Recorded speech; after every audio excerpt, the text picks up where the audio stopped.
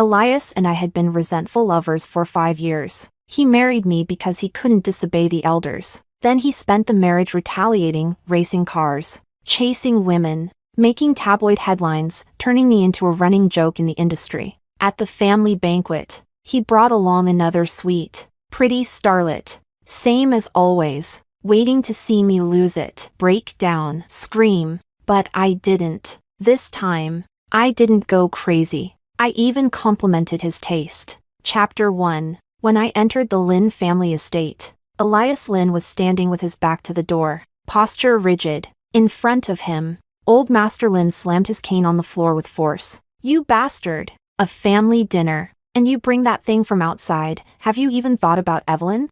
Naomi, the one referred to as that thing, had red-rimmed eyes. "Elias, maybe I should go." Elias pulled her into his arms, his profile cool and indifferent. "Why leave? We're going to be family soon." Old Master Lin was even more furious, raising his cane as if to strike. I forced a smile and stepped forward, gently grabbing his arm. "Grandpa, calm down." Elias's expression froze for a second, his eyes scanning me for a long time, probably not used to my calm reaction. If it had been before, I would have gone full hysterical, screaming until Naomi was driven out. In the end, his gaze settled on my smile. He paused for a second, lips tightening. The Lin family's wife, truly gracious, dripping with sarcasm, but I didn't bother interpreting what he meant. I pretended not to hear and led Grandpa to the dining room. At the table, Elias and Naomi sat intimately close,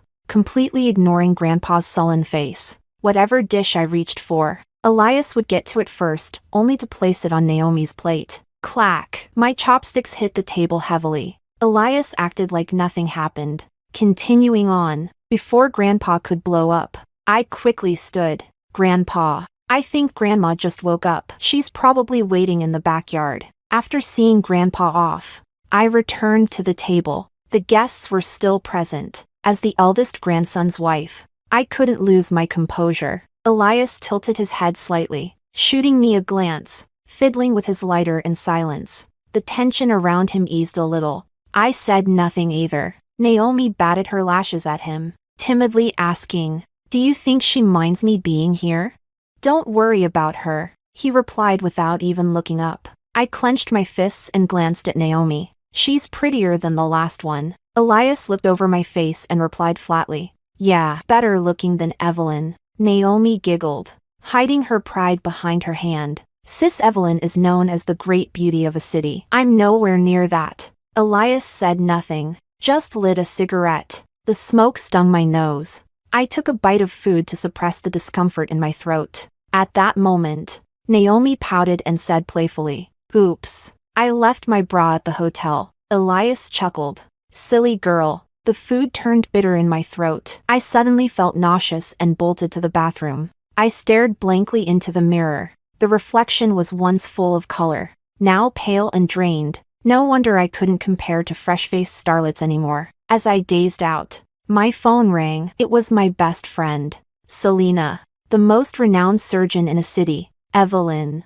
why didn't you tell me? If I hadn't seen your file during my shift today, what's the point of telling?" I cut her off. It would only add to the sorrow. There was a pause, then her voice trembled. "Did you tell him about your illness?" I nodded, forgetting she couldn't see it, then softly said, "He'd just think I'm pulling some manipulative stunt again." Selena cursed under her breath. "I heard he brought another woman to the family banquet. After all these years, he's still tormenting you? That thing from back then." She suddenly stopped, realizing she shouldn't bring it up. I sniffled. "Let it go, Selena." I hung up and stood in silence for a while, then turned on the tap, washed the blood I had thrown up down the drain, and walked out. At the end of the hallway, Elias was leaning against the wall. His perfect face was half hidden in shadow. I kept my head down as I passed, but he grabbed my wrist. "You're going back. The banquet's long over." I stopped but didn't look at him. "Thanks for helping." I had felt too sick earlier to notice the time. The guests must have been handled by Elias. I should thank him for that. Usually, that was my job. He looked slightly stunned. "You hid for so long. Am I that disgusting?" I turned to him and saw his brows furrowed in irritation. I just didn't feel well. I tried to pull away, but he gripped tighter. His tone turned mocking, faintly angry, still pretending to be sick. I was speechless. I told him before I was ill, but he didn't believe me. What else could I say? So I joked. Actually, I'm pregnant. Surprise? Elias fell silent. After a long pause, his eyes turned cold. Is this funny to you? I remember, it's been a long time since we've had any marital duties, right? He suddenly leaned in, breath brushing my ear. Evelyn, no one's going to keep indulging you. He shoved me hard. I stumbled into the wall. By the time I regained balance, he was already walking away with Naomi, who had clearly been waiting at the end of the corridor. I stood frozen until the chauffeur came up to me. Madam, the car is ready. Are we heading to the cemetery now? Should we wait for the master? His voice hesitated. He'd obviously seen Elias leave with Naomi. I blinked back to focus. No need. Let's go. Chapter 2. I had just left the cemetery after visiting my parents. A news alert popped up on my phone. The Lin family heir starts a fight on set for his beauty Naomi. Before I could even finish reading it, Elias's mother sent me a message. Come to the hospital, now. I froze for a second, then put my phone away and got into the car without delay. On the way, Selena texted me. Your man's here at our hospital. Split his head open, 18 stitches. Who's he going full-on white knight for this time? I stared at her words, a little dazed. Elias rarely lost control. The last time he ended up bloody like that was before we even got married. Back when we graduated at 18, Selena had taken me to a bar. A drunk man cornered me while she stepped outside to take a call. I was alone, and almost got hurt. Then Elias appeared, dragging a bottle, and smashed it over the guy's head. His side profile was cold and sharp. You dare touch someone under my protection? The guy, drunk out of his mind, didn't recognize the Lin family heir and even tried to fight back. That night, Elias, hot-headed and fearless, nearly tore the whole place apart. Afterwards, he was severely punished by old Master Lin. According to family rules, I helped treat his wounds. The lash marks on his back were brutal. I cried my eyes out. Elias laughed. Stop crying. Just marry me already. I was so angry I jabbed the cotton swab into his wound. Ow, ow. My lady. I surrender. He winced and grimaced, his usual refined self nowhere to be seen. I went quiet, and so did he. After a long silence, he whispered, Evelyn, in this life, I'll only protect you. But that was a long time ago. Now, 28-year-old Elias had changed the people he protected again and again. One thing was for sure, Evelyn wasn't on that list anymore. At the hospital room door, Elias's mother was already there, face cold and stern. I approached and greeted her politely. Mom. She smiled, and then slapped me. Hard. Is this how you take care of your husband? The force turned my face to the side. Her ring scratched my cheek. There better not be a next time. With that, she left with her bodyguards, head held high. Blood beaded on my skin. I wiped it away and stepped into the room. Elias was holding up his phone, video chatting with Naomi. She was crying. Don't be so reckless again, okay? If something really happened to you, what would I do? You've said that enough times, Elias replied, his patience clearly wearing thin, though he was unusually tolerant. All right. Stop crying. I get it. I was wrong. I stopped in my tracks, accidentally bumped into a chair, making a noise. He glanced at me lazily, hanging up. He leaned back against the headboard, voice drawling. You sure took your time. If I'd actually died, all you'd be good for is collecting the body. I said nothing, just stood there, motionless. The teasing in his expression faded a little. He seemed uncomfortable with my silence and simply turned his head to stare out the window. It was true, ever since that incident. These past few years had been full of screaming, crying, and endless fighting between us. Moments of peace were rare. I looked at him, even with a bandage wrapped around his forehead. That flawless face was still painfully attractive. I stepped forward, reaching out to touch his forehead. He slapped my hand away instantly. Elias frowned and looked up. His eyes caught the cut on my cheek, and he paused. He reached out, touched the wound, and asked, "She did this?" He meant his mother. Of course. My chest tightened. I forced a bitter smile. "Yeah, you gonna help me get even?" His gaze locked with mine, surprised by the tears welling up in my eyes. Back then, even a harsh word from his mother would trigger Elias's fury, let alone if she dared lay a hand on me. He would have torn the Lin family mansion down, brick by brick. But now? He lowered his head and let out a dry laugh. "She went too easy on you. That kind of pain isn't nearly enough to match what I feel." His voice was laced with venom. I fell silent again. After a long pause, I finally spoke. "Why don't we get a divorce?"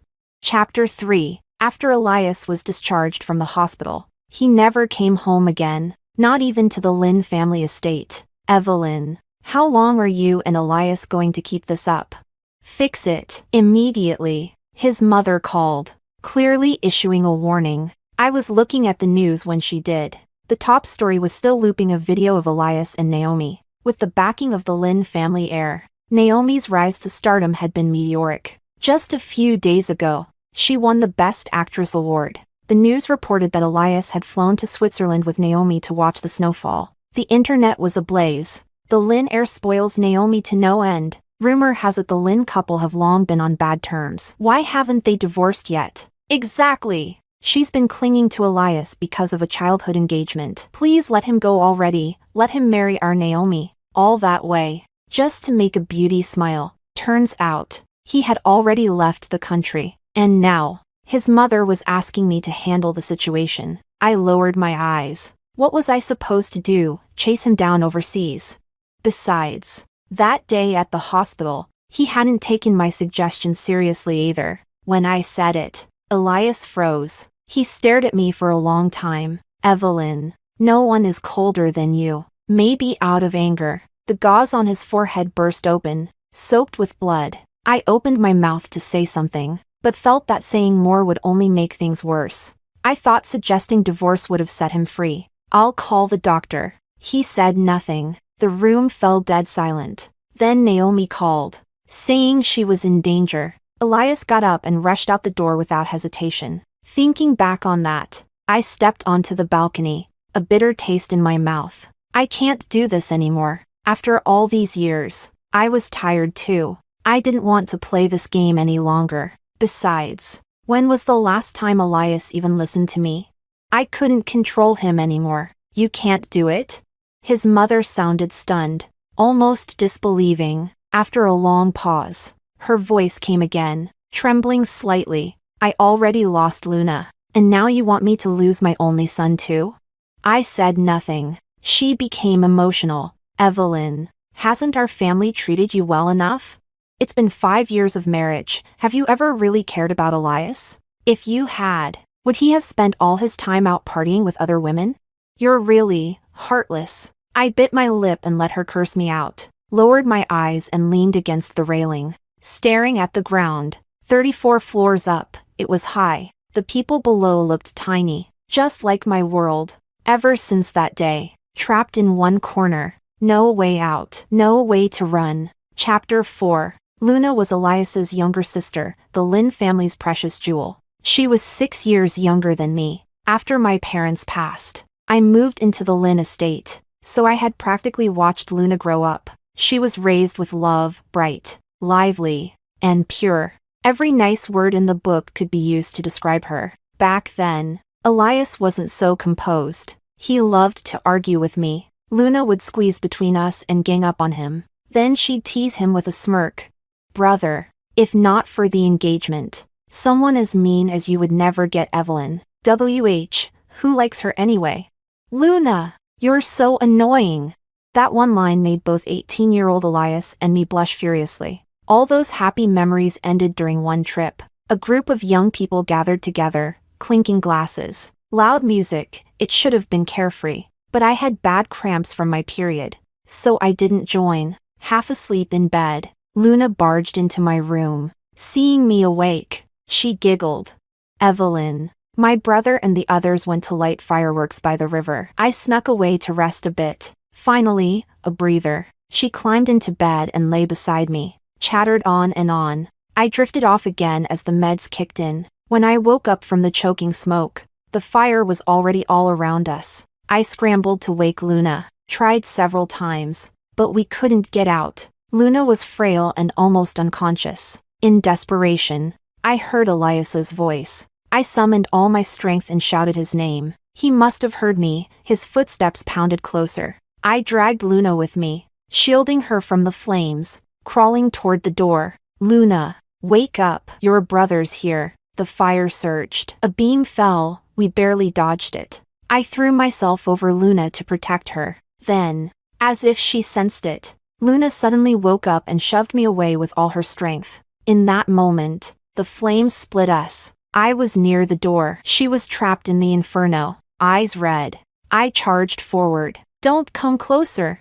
A beam had fallen on her. She stared at me, fiercely. Any time I moved, she would try to crawl deeper into the fire. Evelyn, you have to live. Flames licked at her pant legs. She had been pampered her whole life. She trembled with fear but bit her lip hard. My brother, he's actually very fragile inside. If you're gone, he'll be devastated. He'll be proud of me for saving you. She started crying, terrified. Sister-in-law, such a shame. I won't get to see you marry him. Afraid I'd die with her. She suddenly crawled away, further from me. I could no longer reach her hand. Tell Mom and Dad, and Grandpa and Grandma, don't cry. The fire engulfed her. I was shattered. My blood surged, and everything went black. When I woke up, Elias was standing by the window. His face was still covered in soot. His arm was burned. He had risked his life to save me. He stood sideways,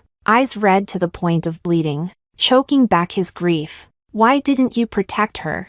She was only 16. Tears slipped from the corners of his eyes. I wanted to tell him, she saved me, but I was the one who lived. So the words felt empty. I closed my eyes, exhausted, pale as a sheet. I'm sorry. Elias was silent, a storm of emotions in his eyes. At last, he said, you're right. It's not your fault. And then he left. From then on, it was Selena and the Lin family maid who looked after me until I was discharged. Later, we got married.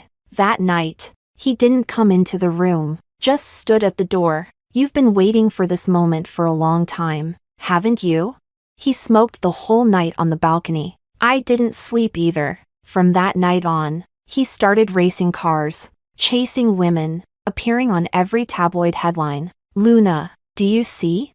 Your brother, in the end, still blames me. Chapter 5. I returned to the Lin family estate, went to the backyard to visit Madame Lin, Elias's grandmother. Under the warm sunlight, the old lady sat in her wheelchair, a hat shading her face, looking completely at ease. When she saw me, her eyes squinted into a smile. Luna, is that you?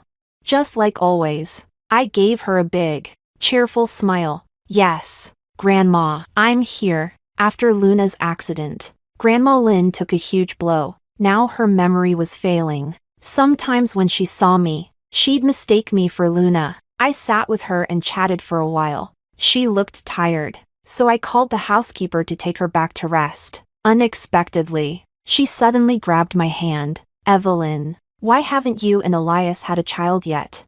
She was lucid again and had recognized me. She smiled warmly. Your grandpa and we'd love to see our great-grandchild. I froze for a moment, just as I was about to reply. Elias's careless voice sounded from above me. Grandma, I'll go back with Evelyn tonight and make you that great-grandchild. He rested a hand on my shoulder. I stiffened, feeling uncomfortable, my cheeks warming. Since when had he returned from abroad?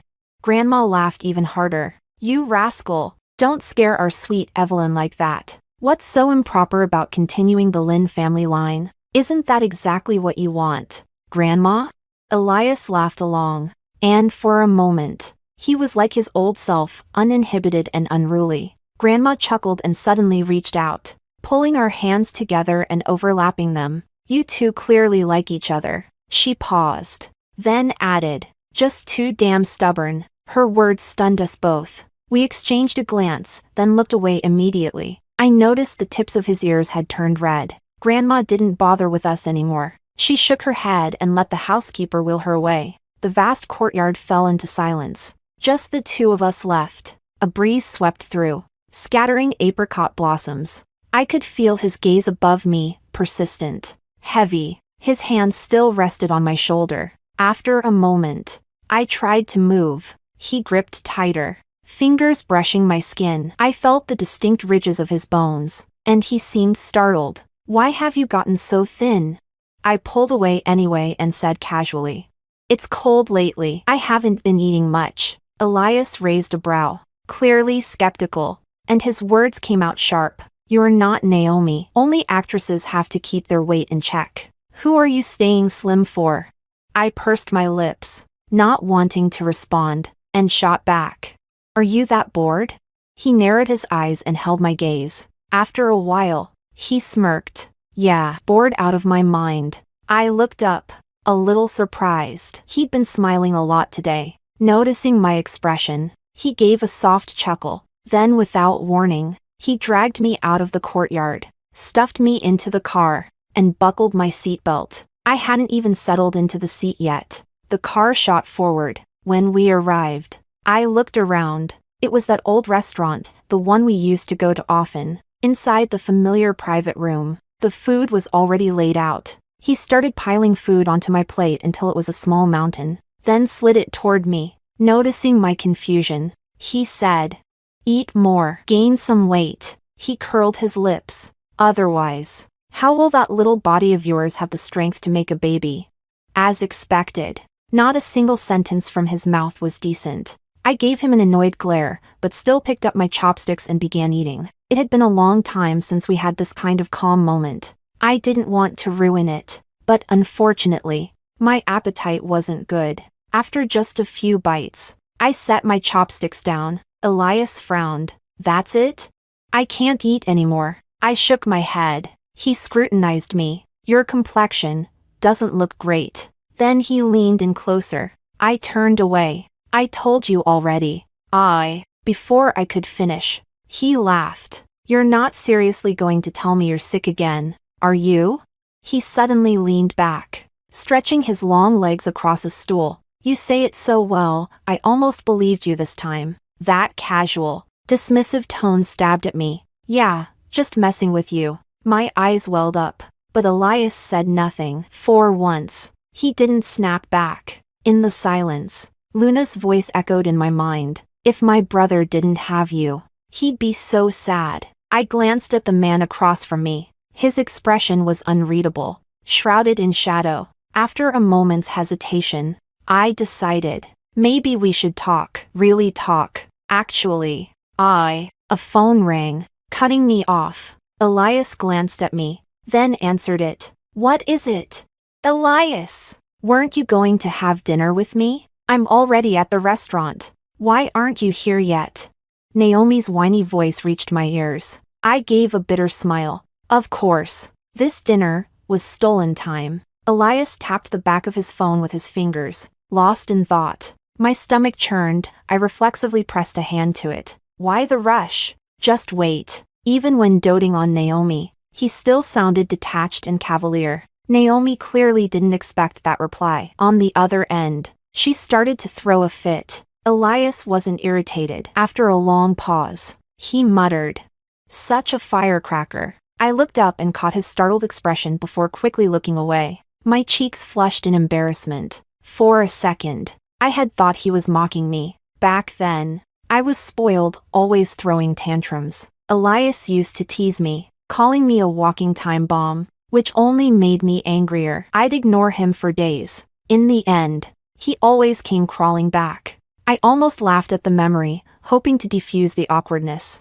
But suddenly, a wave of nausea surged up my throat. I bolted up and rushed to the restroom. Threw up everything, the food, the meat, until the world spun. When I came out, Elias stood there, face like thunder. One glance, and I knew he had misunderstood me again. But this time, before I could explain, he turned angrily and slammed the door behind him, leaving me alone in this out-of-the-way restaurant. I stepped outside. It was pouring. I blinked away the sting in my eyes. Standing under the awning, feeling utterly lost. Luckily, we used to come here often, and the owner still remembered me. He helped call a car and got me back to the city. Chapter 6. The old doctor treating me called again to try and persuade me. Evelyn, why didn't you follow through with the treatment I prescribed last time? And the time before that? You didn't show up either. My God, you've missed so many sessions. Even if the chances of survival are slim, treatment can still buy you more time, can't it? He let out a long sigh. Do you really not want to live anymore? I held my phone, unsure how to respond, and finally muttered, next time, I'll go. Another sigh came through the line. All right, just remember to come, okay? After hanging up, I went to the balcony to water the plants. When I finished, I pulled up the cemetery's number, confirmed it, my burial plot had been reserved. That night, I slept well. The next day, I went to the hospital. The old doctor had been urging me for a while now. He was an old friend of my parents. I couldn't let him down. When he saw me, he was overjoyed. I knew it. No one really wants to die, right? He stayed with me the whole time during the treatment. Before I left, I even took the initiative to ask for more medication. He agreed right away, clearly touched by what he saw as a renewed will to live. Goodbye, Uncle. He seemed taken aback. I hadn't called him that in a long time. His voice caught in his throat. Hey, kid, ever since your parents' accident. He paused. Never mind that. Don't worry. I'll do everything I can to help you. With a bag full of medication, I waved goodbye with a smile and thanked him. When I asked Selena to meet me, she looked surprised. You actually wanted to go out? I've told you, it's good for your health to get some fresh air. She was puzzled by my sudden change of heart. But when I said I wanted to go to the biggest amusement park in a city, her expression changed. Then she forced a smile. All right, whatever you want to do. I'm with you. Truthfully, I didn't have any strong desires left. That amusement park was a place my parents used to take me when I was little. After they passed, I never went back. No wonder Selena had reacted that way. To her, my request screamed of someone ready to give up. Thank you, Selena. She managed to collect herself and came along. I rode the carousel I used to love as a kid, surrounded by children giving me strange looks. I didn't mind. I even got excited enough to try something wilder, the pirate ship. When I got off, my face was pale. Selena looked just as frightened. Evelyn, you really can't do rides like that anymore. I was a bit disappointed, but nodded. Deep down, I knew I'd pushed my body too far. I'll just sit for a bit. I pointed to a bench nearby and was about to walk over. Then a commotion broke out behind us. Screams, shouting. Selena pulled me aside, frowning. Who's here? Some celebrity? What a mess. I looked up and froze. It was Elias. He and Naomi were surrounded by reporters and fans, even with bodyguards clearing the way. It was hard to move. They were heading straight toward our direction. Elias had his head slightly down, tapping away at his phone, completely ignoring the chaos around him. A heavy, irritable aura radiated from him. I stared at him blankly for a while. Just as I turned my eyes away, he suddenly looked up. His gaze cut through the crowd and landed straight on me. He paused, then seemed to take a step forward, as if to approach. Because of his movement, others began to look our way. Someone in the crowd shouted, "Isn't that the Lin family's wife?"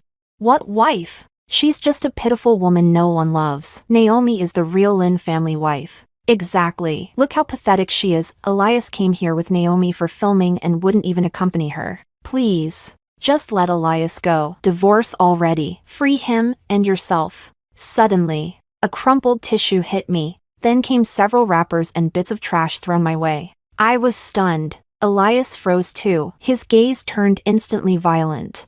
Who did that? The bodyguards immediately turned to search the crowd. But there were too many people. No one could be pinpointed. A hot stream surged from my nose. I reached up to stop it, but the blood slipped through my fingers, kept flowing. When Elias saw that, his expression changed. Panic flickered across his face, and he moved to come toward me, but Naomi grabbed his arm. "Elias."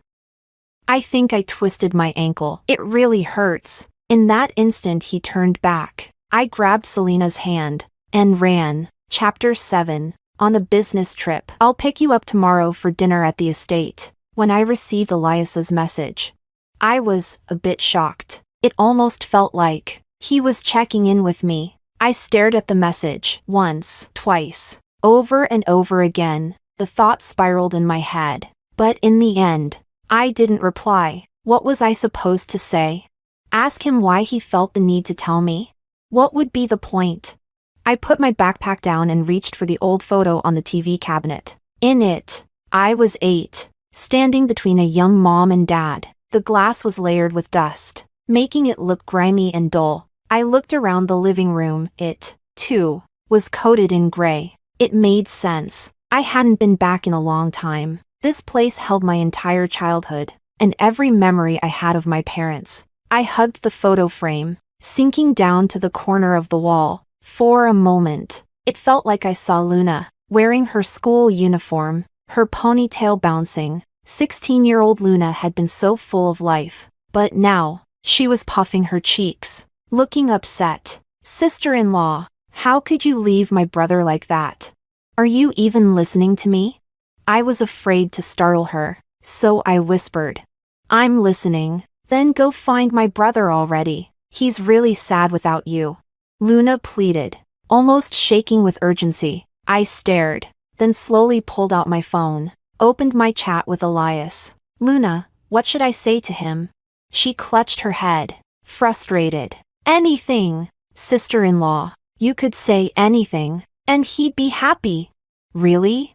I hesitated, fingers hovering to type. Then a news alert popped up on the screen. Lin family heir Elias visits temple with starlet Naomi, wedding bells soon? I swiped it open. There he was, that handsome profile I knew too well. The same man who had just told me he was on a business trip. Luna, your brother doesn't seem to need me anymore. My head tilted back, eyes dazed. Luna leaned in to look. Her expression froze. My brother, he wouldn't. Tears welled up in her eyes. Sister-in-law, he really does love you.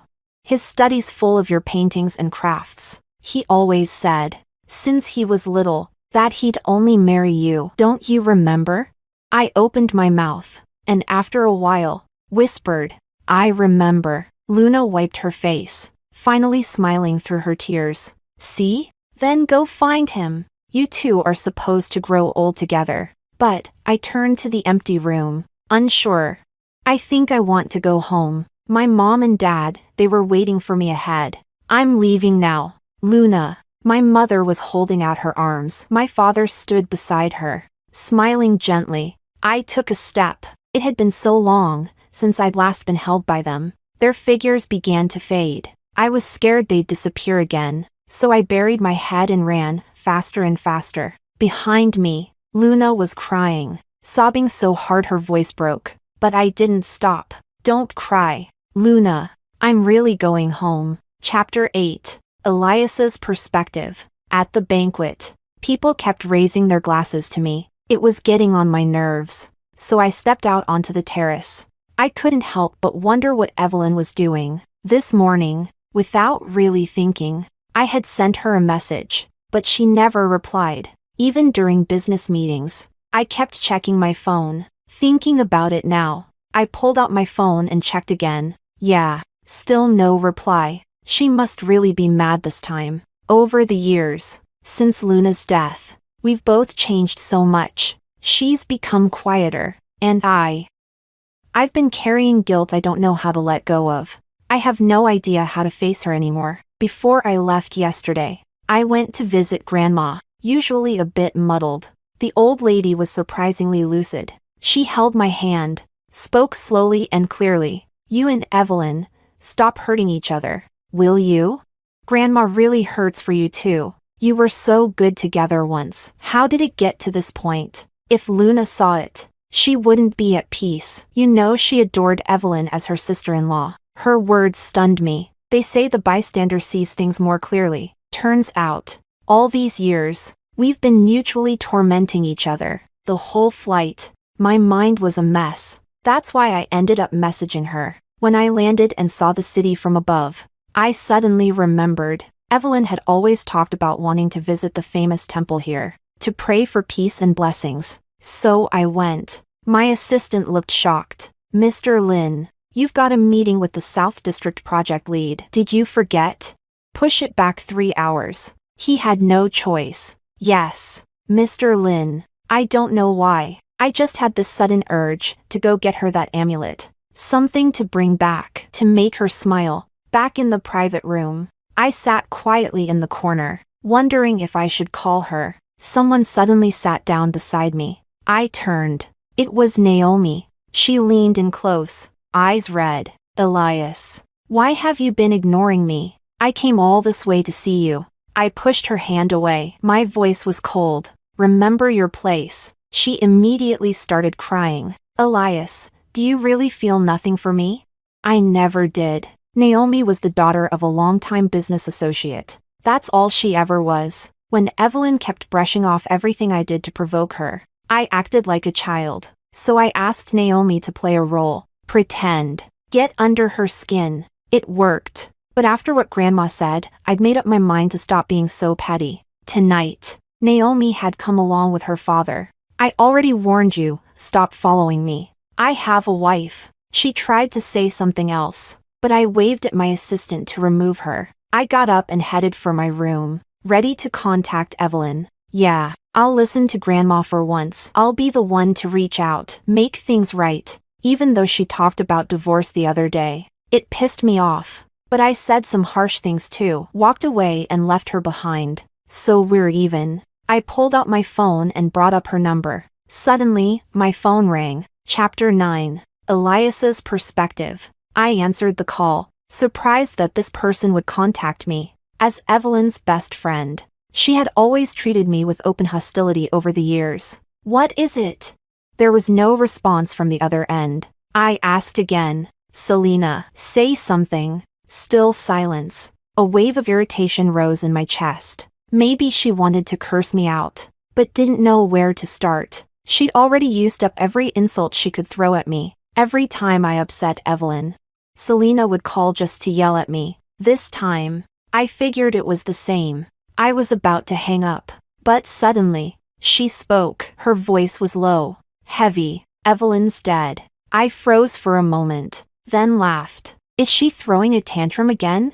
That couldn't be real. It had to be a joke. Just days ago, she was still fine, still alive, still. What tantrum? Elias, are you even listening? Evelyn is dead. She's dead. She died from her illness, and it was horrible. She suffered so much. The words smashed into my eardrums like thunder. My head rang, my knees buckled. I stumbled back, heart racing uncontrollably. That can't be. She was full of energy. She argued with me. We just had dinner together.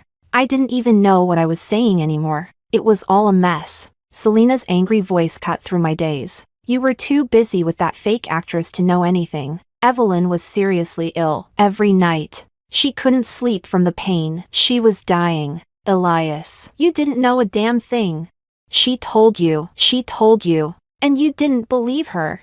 I could barely stay standing. My hands shook uncontrollably. I had to press down, hard, just to keep from collapsing. She was right. I never believed her. I thought she was just throwing one of her usual fits, trying to get my attention. She used to be spoiled. Every time we fought, she'd pretend to be sick, and I always fell for it. But this time, I didn't want to give in. I wanted her to be the one to apologize, to coax me for once. When did it happen? This morning. Selena choked, then burst into louder sobs. She died alone at the Lynn estate. No one was with her. Thud. My knees hit the floor. The assistant, the bodyguards, people around me rushed over, panicked. Don't touch me. I snapped, pushing them away. I forced myself up, though my whole body trembled. I fell over and over again, but finally, dragging every ounce of strength, I stood. I bolted from the banquet hall, got in the car, and rushed to the airport. Only one thought filled my mind. I had to go back. Bring Evelyn back home. Chapter 10. Elias's Perspective. By the time I arrived, Evelyn was already lying in the hospital. Her eyes were closed, lashes long and curled as if she was just asleep. I stood there, staring. I felt like I'd forgotten how to breathe. Why else would my chest hurt so much? Why did it feel like this? I walked forward and gently held her in my arms. She was especially quiet this time. If it were before, she would have already pushed me away, then looked at me with those silent, unreadable eyes, until I gave up. I used to hate her for that, but now, I wished she'd do it again. Hit me, yell at me, anything but lying here, motionless. Tears suddenly spilled from my eyes, falling onto her cold skin. I held her tighter, almost like I wanted to press her into my chest. This was what I'd always wanted to do when I was upset. Just hold her. That alone would calm me. But now, it didn't work anymore. The tighter I held her, the more it hurt. Finally, I couldn't hold it in. I cried, "Evelyn, I'm home. Why didn't you wait for me?" I had figured it out. Luna's death was never your fault. Back then, all I could think about was you. I just wanted to save you. It was my mistake. I was the one who forgot about my little sister. And yet, I pushed the blame onto you, made you carry it. I'm disgusting, Elias. You're not even human. You deserve every bit of this. I didn't let anyone else handle Evelyn's funeral. I did it myself. During the process, I discovered she had already reserved her cemetery plot. When I found out, all the color drained from my face. So she had planned this all along, and I was too caught up in my own world, too blind to notice, too numb to feel. I had nowhere to vent, so I punched the glass window hard. Blood spilled everywhere. The housekeeper screamed, rushing to call a doctor. I refused. This doesn't even come close to the pain she endured. In the end, I buried her where she had chosen, but I arranged with the cemetery to shift the location slightly, so that her gravestone would sit beside her parents'. I figured this was the last thing I could do for her. She would have wanted it that way. I stayed there all day. Naomi showed up, saying she wanted to talk. What was there to talk about?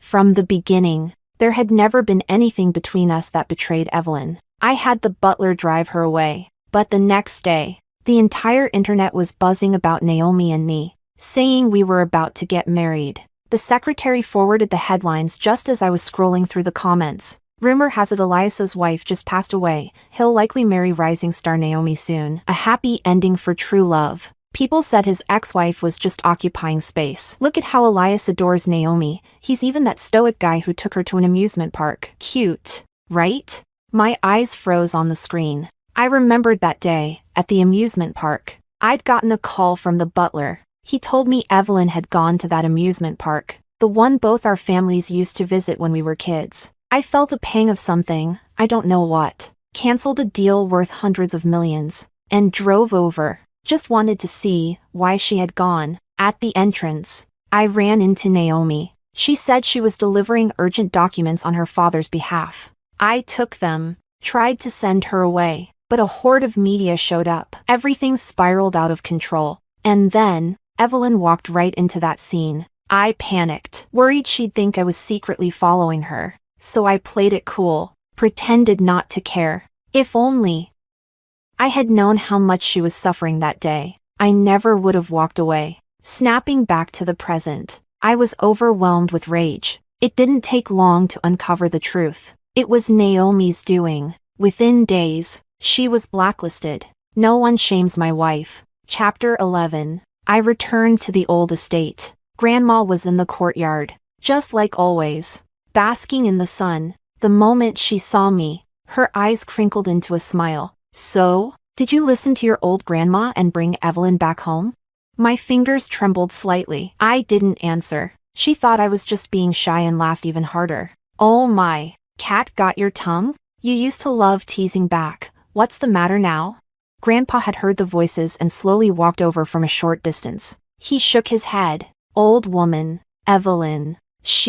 My chest tightened. I quickly cut him off. "Grandma, your advice worked wonderfully." Her confusion faded. She patted my hand and let out a series of relieved sighs. Good. You young lovebirds making up. That's all I ever wanted. Elias. Don't mess things up again. Treat Evelyn well. Understand? She gently scolded me. I swallowed the ache in my chest and nodded. She wasn't doing well physically. We'd hidden Evelyn's funeral from her, afraid it would be too much of a shock. So to her sweet Evelyn was still alive and well. I gave Grandpa a look. He understood and sighed, then gently coaxed Grandma back inside to rest. Once they were gone, I turned and walked to the adjacent courtyard. That was where my mother lived. The two villas were connected. I found her in a small room, arranging Buddha figurines. She glanced at me briefly, then went back to cleaning them. Neither of us spoke. A long silence passed before she finally asked, without looking at me, "Finished talking to your grandmother?" I sent her to rest, and everything regarding Evelyn has been handled? I looked toward the windowsill, where a healthy pothose vine grew. I gave a quiet hum of acknowledgement. Something swirled in my chest. Mother didn't say more. Instead, she knelt before the Buddha statue, her face calm and devout. I stood there, dazed. It felt like something had hollowed out inside me. She was deeply religious, devoted to Buddhism. Every week, she spent hours kneeling in prayer, always for the family's peace and safety. For years, Evelyn had accompanied her, never missed a session. She always said her one wish was for the entire Lin family to live peacefully and stay healthy. I stood there for a while longer, then quietly stepped forward and knelt down beside her. She looked at me, then said nothing. I bowed low and didn't rise for a long time. My tears fell quietly, soaking into the mat, and disappeared. Chapter 12. My friends invited me on the annual cruise vacation. I said yes. I'd gone every year. Evelyn had always loved the sea. This trip was the only time she'd agree to come as my date. The day we boarded the ship, the skies were dim and overcast. Felt like even the heavens were mourning with me, mourning that someone was missing beside me. At the evening banquet, I turned down every dance invitation, wandered alone to the railings of the deck. The salty sea breeze brushed past my ears, soft, gentle. It reminded me of Evelyn's voice, that delicate accent from her northern hometown, always tugging at the heart. A memory surfaced. That day, Grandma urged us to have children. The way Evelyn blushed, so shy and flustered. She was truly adorable. "What are you thinking about?" Evelyn leaned over the railing beside me, tilting her head. Without thinking, I answered, "You." After I said it, I got nervous, afraid she'd hate how blunt I was. I didn't dare look at her, but she smiled. The wind blew her hair wildly across her face, but nothing could hide those bright, shining eyes. I stared, transfixed. Then suddenly, her figure grew faint. She stepped over the edge and faded into the sea. Panic surged in me. "Evelyn, take me with you."